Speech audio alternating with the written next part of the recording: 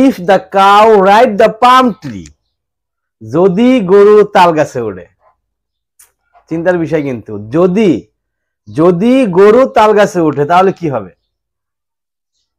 একজন বলছে সে নামবে কিভাবে, আর আরেকজন কি বলছে সে উঠবে কিভাবে।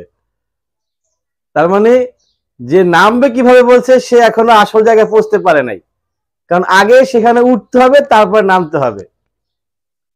তো যেহেতু সে উঠতেই পারবে না, একজন বলছে সে উঠবে কিভাবে, তার মানে সে উঠতে পারবে না, তার মানে নামার কোশ্চেন এখানে অবাঞ্ছিত। আফম বাহাউদ্দিন আহমেদ নাসিম, তো নাসিম সাহেব কি বলছেন, আওয়ামী লীগের বিশিষ্ট একজন লিডার, তিনি বলছেন আমরা ক্ষমা চাইতে প্রস্তুত, বিচারের মুখোমুখি দাঁড়াতে প্রস্তুত। যদি, এখানে একটা যদি আছে, ওই ইফ দা কাউ, ওরকম এখানে একটা যদি রয়েছে। যদিটা কি? যদি আমরা অপরাধী হই। তার মানে তারা যে অপরাধ করছে সেটা এখনো নিশ্চিত না, এখনো শিওর না, কনফার্ম না। যদি আমরা অপরাধী হই তাহলে আমরা বিচারের মুখোমুখি দাঁড়াতে কোনো অসুবিধা নাই। আমরা গোড়ামি করব না, মানে খাঁটি বাংলা যে যাকে বলে গাউরা, আমরা গাউরামি করব না, আমরা একঘেয়েমি করব না, আমরা বিচারের মুখোমুখি হতে প্রস্তুত। অজ্ঞাতনামা থেকে তিনি এরকম একটা ভিডিও বার্তা পাঠিয়েছেন, এটা সম্ভবত সময় টিভি আবার এটাকে পাবলিশ করেছে। তো যাই হোক, এখন অনেকেই বলতেছে যে আওয়ামী লীগের বোধ উদয় হয়েছে, তারা অনুশোচনা বুঝতে পারছে তাদের অপকর্মের, যে তারা যে আসলেই অপকর্মগুলো করেছিল, অন্যায় করেছিল, খারাপ কাজ করেছিল, এটা তারা বুঝতে পারতেছে। কিন্তু আমি মনে করতেছি না, কেননা কারণ এখানে ইফ রয়েছে, ওই যে if the cow ride the palm tree, যদি গরু তাল গাছে ওঠে। তা গরু তাল গাছে ওঠার সম্ভাবনা, নামাও সম্ভব না।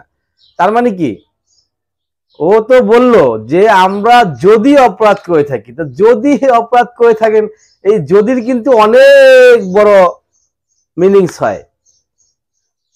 কারণ তারা এখনো অনেকেই, আমরা জানি হায়ার লেভেলের অনেক লিডার জেলে আছেন, তাদের সাজা হচ্ছে, তাদের বিরুদ্ধে ওয়ারেন্ট জারি হচ্ছে, কি বলে রিমান্ড টিমান্ড এগুলা হচ্ছে, অনেকে পালিয়ে আছেন। অনেকে বলতে কি সবাই পালিয়ে আছেন, সবাই পালিয়ে আছেন। তার ভিতরে কিছু অ্যারেস্ট, কিছু দেশের ভিতরেই ঘাপটি মেরে আছেন, কিছু দেশের বাহিরে আছেন। তার মানে তারা অপরাধ করেছেন না। অপরাধ না করলে তো এইভাবে লুকোচুরি করতে হয় না। তারপরও বলতেছেন যদি অপরাধ করে থাকি, তার মানে কি অনুশোচনা এখনো হয় নাই। কিছু একটা বলতে হবে জনগণকে মাতিয়ে রাখার জন্য, জনগণকে আলোচনায় রাখার জন্য, তাদের কথাগুলো মানুষ যাতে ভুলে না যায়, তা মানুষকে উস্কানি দেওয়ার জন্য এই ধরনের কথা। তাদের ভিতরে অনুশোচনা এখন পর্যন্ত আসে নাই। তারা যে অপরাধ করেছে সেটাকে তারা এখনো অপরাধ মনে করতেছেন না। যদি অপরাধ প্রকৃতপক্ষে মনে করতেন বা তারা অনুশোচনা বোধ করতেন, বিচারের মুখোমুখি দাঁড়াতে প্রস্তুত থাকতেন, তাহলে অজ্ঞাতনামা থেকে ভিডিও রেকর্ড, অডিও রেকর্ড পাঠাতেন না, সরাসরি আসতেন, এসে আদালতে নিজেকে দাখিল করতেন এবং আদালতের কাছেই সোপর্দ হতেন নিজেকে, যেটা রায় দিবে আদালত সেটাই মেনে নিব, এই ধরনের প্রস্তুতির মুখোমুখি হতেন। সেটা না করার মানেই বোঝা যাচ্ছে যে তারা এখনো সে ধরনের মেন্টালিটি তৈরি করতে পারেন নাই। মানে ওই সেই একই কথা, মানে যখন মানুষ আগে বলতো যে মানে মিথ্যার